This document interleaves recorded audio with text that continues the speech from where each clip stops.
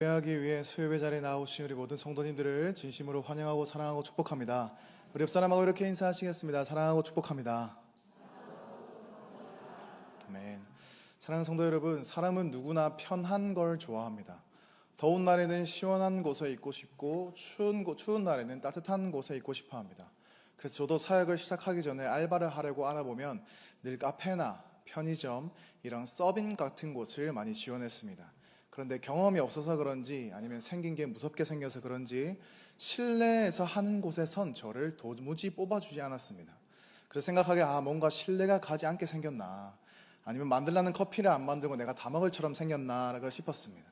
그래서 결국 덩치를 내세워 건축을 하는 공사장 또는 조선소와 같은 몸을 쓰는 곳에서 알바를 많이 했습니다. 추울 땐 엄청 춥고요, 더울 땐 엄청 더운 곳에서 말이죠. 그래서 한 번은 자갈치에 있는 공사장을 소개받아서 알바를 가게 되었습니다. 그래서 처음 갔을 땐 이게 뭘 짓는 건지도 몰랐고 뭐 하는 곳인지도 몰랐습니다. 그저 부수고 치우고 옮기는 것만 하는 작업만 계속 반복했습니다.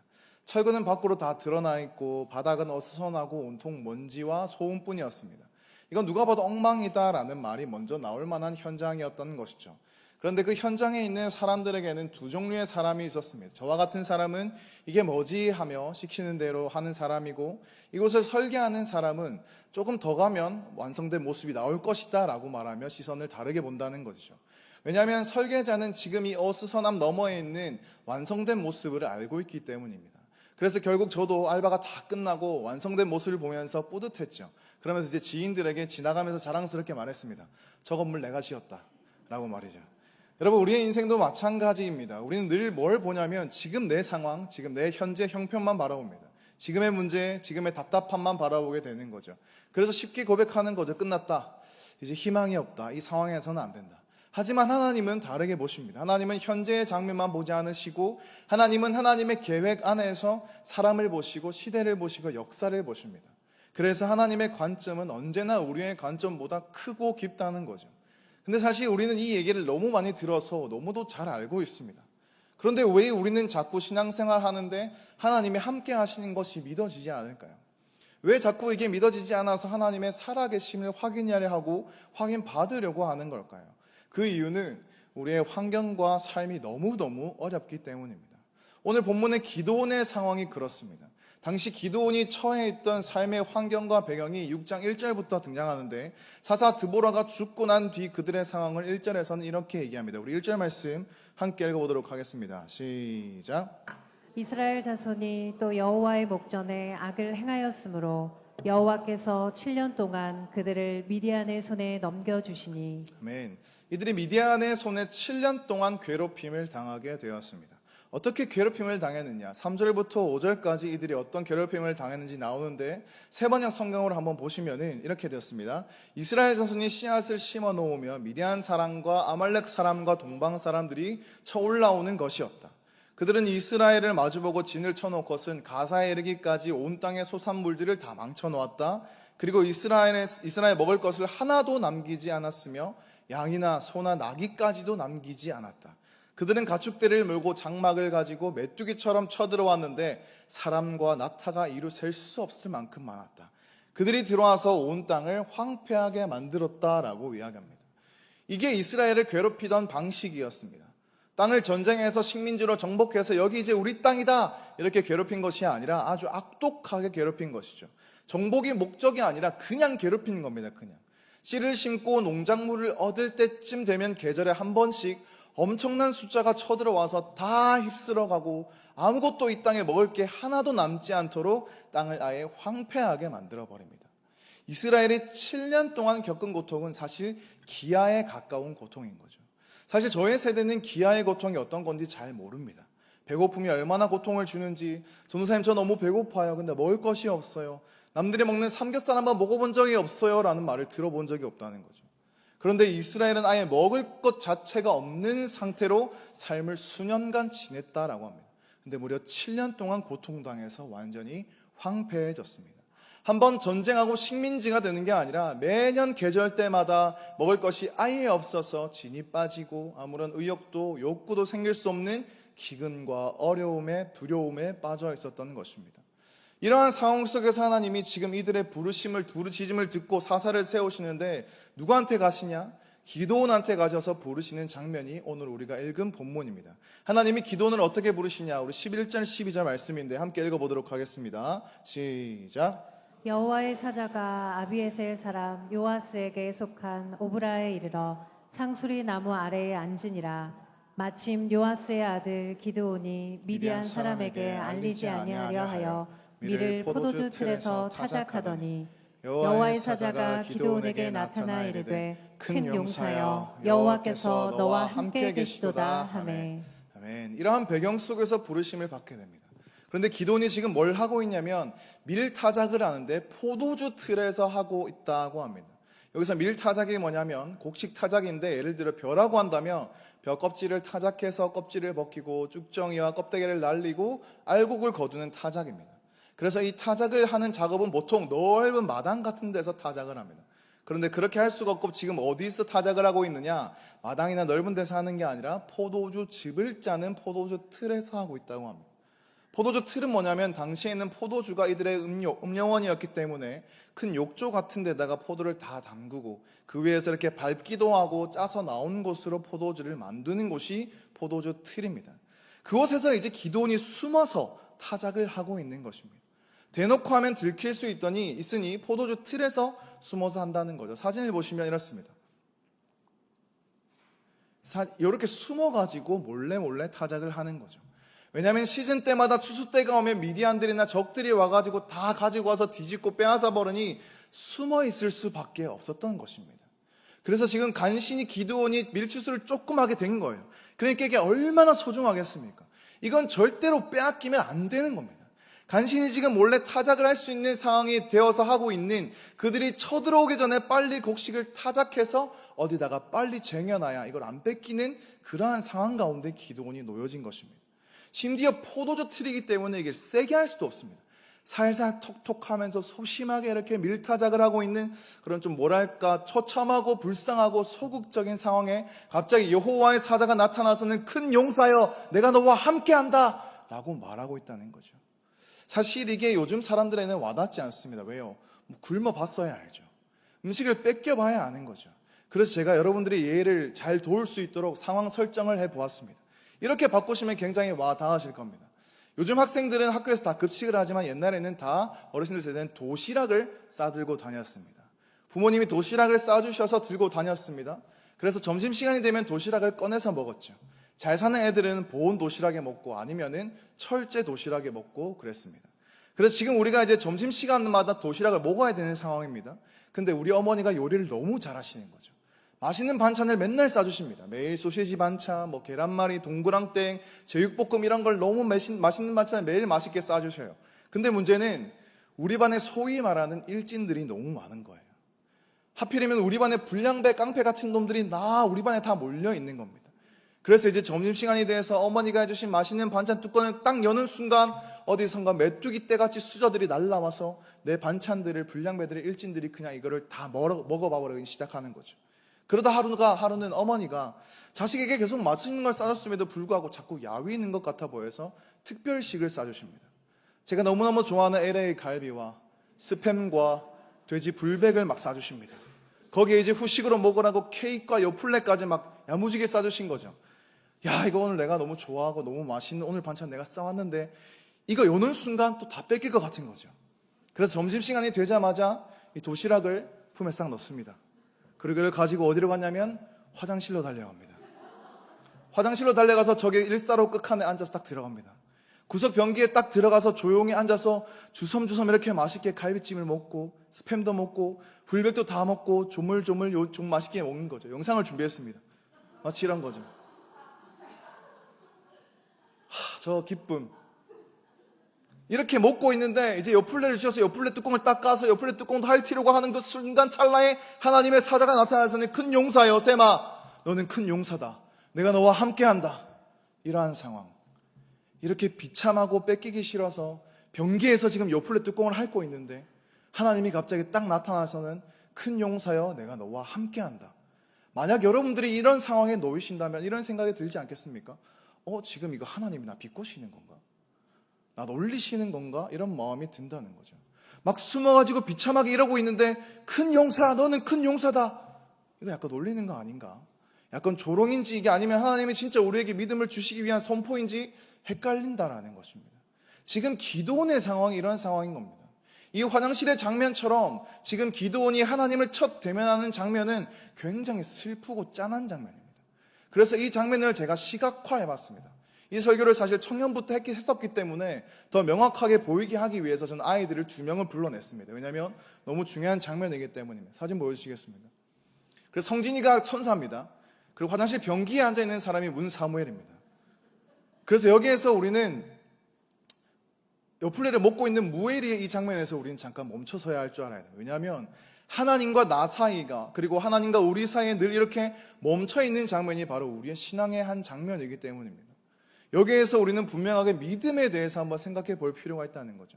큰 용사여 라고 찾아오셔서 말씀하신 하나님과 여기에서 이렇게 쭈그려 앉아서 변기에서 포도주 틀에서 비참하게 내 먹을 거 힘들게 벌어먹고 있는 이렇게 살아가고 있는 나의 모습을 보면 여기에 변기에 앉아있는 우리의 입장과 큰 용사여 부르시는 이 부르심이 놀리는 건지 진짜인지 지금 무슨 상황 파악을 못하시고 말씀하시는 건지 하나님과의 입장 차이가 분명하게 난다는 겁니다.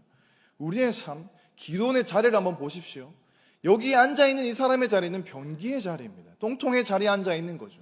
내가 있는 자리는 이렇게 변기에 앉아있고 내가 있는 자리는 연약함의 자리이고 이 자리는 여전히 수치스러운 자리입니다. 간신히 내 힘으로 벌어 먹어야 하고 늘 죄악 가운데 오적되고 열심히 살아보고 싶지만 하나님의 말씀대로 살고 싶지만 내 현실은 여전히 변기 위에 있습니다. 언제나 내 현실은 잘 살고 싶지만 두려움이고 내 현실은 여전히 실패의 반복입니다. 내 현실은 반복되는 죄의 연속입니다. 그런데 이렇게 연약한 곳, 무너져 있는 우리의 삶 속에서 하나님이 이렇게 수치스러운 순간에 내가 이렇게 연약한 순간에 있는 상황, 나는 이렇게 두려울 수밖에 없는 순간에 내 현실의 벽에서 이렇게 비참하게 앉아가지고 힘들어 있는 순간에 하나님은 찾아오신다는 거죠. 하나님 이렇게 오셔서 막 해맑은 표정으로 큰 용사야, 너는 내 사랑하는 아들이야, 누구야, 열국의 아비야, 너는 열국의 아비야, 너는 큰 용사야, 너는 나의 신부야 막 이러면서 한결같은 이야기를 할 때 우리는 이게 지금 잘 믿어지지 않는다는 거죠. 아니 하나님 이거 지금 누구 놀리시는 겁니까? 제 현실은 지금 이러한 상황이라고요. 변기의 자리, 포도주 틀의 자리에서 보면 이게 도무지 믿어지기가 어려운 거죠. 도무지 믿기지가 않습니다. 뭔가 나와는 동떨어져 있는 이야기를 하는 것 같습니다. 그래서 우리가 생각하길 성경은 그냥 이상적인 소망과 희망을 이야기하는 그런 책이 아닌가 하는 생각을 느낄 때가 있다는 거죠. 근데 여러분 기억하셔야 할 게 뭐냐면 우리가 신앙생활을 한다라고 할 때 우리가 믿음의 생활을 걸어간다라고 하는 건 뭐냐면 여러분들이 변기의 자리에 있는 나에게 관점을 두는 게 아니라는 겁니다. 우리가 성경을 읽는 이유, 우리가 예배를 드리는 이유, 우리가 말씀을 공부하는 이유, 신앙생활을 하는 이유는 우리의 관점을 나의 관점이 아니라 위에서 말씀하시는 하나님의 관점이 내게 들어오는 것이 우리 신앙의 목적인 줄 믿습니다. 믿음이라는 건 우리가 이 변교의 관점에서 바라보는 것이 아니라 일어나서 하나님의 관점으로 오는 것, 이것이 바로 우리의 믿음이다라는 거죠. 하나님이 나를 어떻게 생각하시는지, 피조물로서 창조주이신 하나님의 관점을 바라보고 하나님의 마음을 알려고 노력하는 것이 바로 믿음이다라는 것이죠. 근데 여러분 이상한 게 있는데 성경을 보면 하나님이 우리를 향해 말씀하시는 관점은 아주 간단하고 한결같다는 겁니다. 너무나도 늘 똑같은 말씀을 합니다. 그게 뭐냐면 나는 언제나 너와 함께한다. 나는 언제나 너와 함께하고 있어. 너는 큰 용사야. 너는 열국의 아비야. 너는 내 신부야. 너는 이것을 믿기만 하면 돼. 이처럼 우리를 향한 하나님의 관점은 결코 변하지 않는다라는 것입니다. 여러분 하나님은 우리가 큰 용사처럼 행동하고 있기 때문에 큰 용사라고 말씀하시는 게 아닙니다. 우리의 상황이 이렇게 비참하고 변기에 앉아있는 것 같아도 포도주 틀에서 비굴하게 타작을 하고 있어도 우리를 놀리시는 게 아니라 하나님은 우리를 진짜 큰 용사로 보고 계시다는 겁니다. 아멘이십니까? 자식이 하나도 없는 아브라함에게도 비웃음이 나오는 상황. 99세가 되는데 내년에 자식을 얻을 거야 라고 말씀을 하시는 거죠. 자식 하나 없는데 하나님은 너는 열국의 아비가 될 거야 라고 말씀하십니다. 완전히 새까만데도 너는 검지만 아름다워 라고 말씀하시는 분이 하나님이시다라는 거죠. 이것이 여러분 하나님이 우리를 향한 한결같은 관점입니다. 바로 이것, 하나님이 우리를 향한 한결같은 관점을 사랑이라 부르고 한결같은 관점을 은혜라고 부른다는 겁니다. 이 한결같은 메시지가 사랑이고 바로 은혜입니다. 하나님의 의도는 분명하십니다. 한결같이 은혜와 사랑으로 우리에게 말씀하시는 관점, 그대로 계속 우리를 그대로 바라보고 계시고 우리에게 말씀하시기 위해 하나님은 예수 그리스도를 보내신 것입니다. 예수님을 이 땅에 보내시고 그리스도 안에서 저와 여러분들에게 향해 동일한 메시지를 던지시는 거죠. 넌 용사야. 넌 최고야. 기도원에게 찾아온 것처럼 하나님이 오늘 이 자리에 있는 여러분들에게도 오셔서 한결같은 사랑을 보내고 계시다는 겁니다. 너는 여전히 아름다워. 너의 현실이 지금 연약하고 힘들고 변기통에 앉아있는 찌질한 모습이고 어려운 모습이라 할지라도 너는 큰 용사야. 네가 자식을 낳을 수 없는 모습처럼 살고 있다 할지라도 너는 열국의 아비가 될 거야. 하나님이 여러분을 향한 이 음성이 여러분들에게 믿어지는 은혜가 되길 간절히 소망하고 축복합니다. 사랑하는 성도 여러분, 하나님의 관점, 우리를 향하신 이 사랑, 은혜의 관점이 이 성령을 통해 우리가 듣는 이 말씀을 통해 매일 읽어가는 성경을 통해 이 놀라운 관점이 여러분의 것이 되시길 간절히 소망합니다. 이 믿음을 가지기 시작할 때부터 새로운 일은 우리에게 시작될 수 있다는 거죠. 하지만 그럼에도 여전히 변기에 앉아있기 때문에 이 관점이 생기지 않는다면 기도원처럼 하나님의 살아계심을 의심해서 이러한 질문을 던질 것입니다. 진짜 하나님이 계시다면 증거를 보여주세요. 그럼 그때 하나님이 우리에게 내미시는 증거가 무엇일까요? 바로 그 증거는 예수 그리스도의 십자가인 줄 믿습니다. 예수님 그 자체가 증거입니다. 그분의 죽음과 부활이 바로 우리에게 하나님이 살아계심을 보여주는 가장 명백한 증거다라는 것입니다. 예수님이 그래서 연약한 그들을 위해 기적을 베푸시기도 하셨습니다. 치유를 일으켜 모이시고 오병이어로 기적을 일으키셨지만 사람들이 계속 와서 하나님 진짜 계시면 기적을 보여주세요. 기적을 보여주세요 하자 예수님이 뭐라고 말씀하십니까? 마태복음 12장 38절부터 40절 말씀 우리 함께 읽어보겠습니다. 시작. 그때에 서기관과 바리새인 중 몇 사람이 말하되 선생님이여 우리에게 표적 보여주시기를 원하나이다. 예수께서 대답하여 이르시되 악하고 음란한 세대가 표적을 구하나 선지자 요나의 표적밖에는 보일 표적이 없느니라. 요나가 밤낮 사흘 동안 큰 물고기 뱃속에 있었던 것 같이 인자도 밤낮 사흘 동안 땅속에 있으리라. 아멘. 서기관과 바리새인 중 몇 사람이 예수님께 표적을 보여달라고, 증거를 보여주세요, 하나님이시라는 증거를 보여주세요라고 묻는 이들에게 예수님이 단호하게 얘기하십니다. 악하고 음란한 세대가 기적과 표적의 증거를 자꾸 원하지만 선지자 요나의 표적밖에는 내가 볼 것이 없다. 요나의 표적이 무엇입니까? 요나가 밤낮 사흘 동안 물고기 뱃속에 있었던 것처럼 인자도 십자가에 달려 죽고 밤낮 사흘 동안 죽음 가운데 있다가 부활하게 될 것이다. 내가 너에게 줄 분명한 증거가 있는데, 내가 너와 함께 있다는, 내가 너를 사랑한다는, 내가 너의 하나님이 된다는 바로 가장 중요한 증거는 바로 십자가와 부활이야. 예수님이 보여주신 가장 큰 증거는 바로 십자가와 부활인 것입니다. 로마서 5장 8절은 우리에게 이렇게 말합니다. 우리가 아직 죄인 되었을 때 그리스도께서 우리를 위하여 죽으심으로 하나님께서 우리에 대한 자기의 사랑을 확증하셨느니라. 예수님의 십자가 사랑이 우리를 향한 가장 확실한 증거입니다. 우리에게 보여주신 주님의 살아계심에 대한, 주님이 나를 사랑하심에 대한 증거가 바로 이 땅에 오신 예수님이시다라는 것입니다. 그리고 그분의 죽으심과 부활입니다. 그래서 우리가 믿음을 가지려면 넌 큰 용사야 라고 하는 말씀이 믿어져야 하는데, 말씀이신 예수님이 육신이 되어 이 땅에 오셨습니다. 사람의 몸을 가지고 육신이 되어 오셨습니다. 그리고 그 말씀이신 예수님이 제자들에게 말씀하십니다. 나를 본 자는 네가 그토록 보기 원하는 아버지를 본 것과 같다. 나를 보면 하나님 아버지를 네가 본 거다. 하나님 찾지 마라. 나를 본 자는 아버지를 본 것이다. 이렇게 얘기하셨다라는 것입니다. 그렇게 우리도 하나님의 살아계심을 보려면 예수님을 봐야 하는 것입니다. 예수님을 분명하게 봐야 합니다. 부활하신 예수님 어떻게 봅니까? 육신의 눈이 아니라 예수님이 이 땅에 보혜사 성령님을 보내셨습니다. 성령을 보내셔서 성령으로 하여금 주님의 말씀이 우리에게 들리기 시작할 때 믿음은 들음에서부터 나오기 시작한다라는 거죠. 성령이 역사하셔서 우리도 우리의 영이 눈에 열리면 살아계신 예수 그리스도를 성령의 눈으로 우리도 볼 수 있게 되어진다라는 것입니다. 이 예수님의 십자가, 예수님의 부활, 2000년 전의 사건이지만 성령으로 말미암아 오늘 내 영의 눈이 열려 그 십자가가 나를 위한 십자가가 되고, 그 십자가로 인해 나도 죽어지고 주님의 부활에 나도 참여한 부활에 되었다라고 성령님이 이걸 믿어지게 하실 때에 그제야 비로소 우리는 하나님 당신이 나를 사랑하시는군요. 하나님 당신은 살아계시는군요. 하나님은 나의 하나님이십니다. 이때부터 하나님의 말씀과 하나님의 사랑이 믿어지게 되는 줄 믿습니다.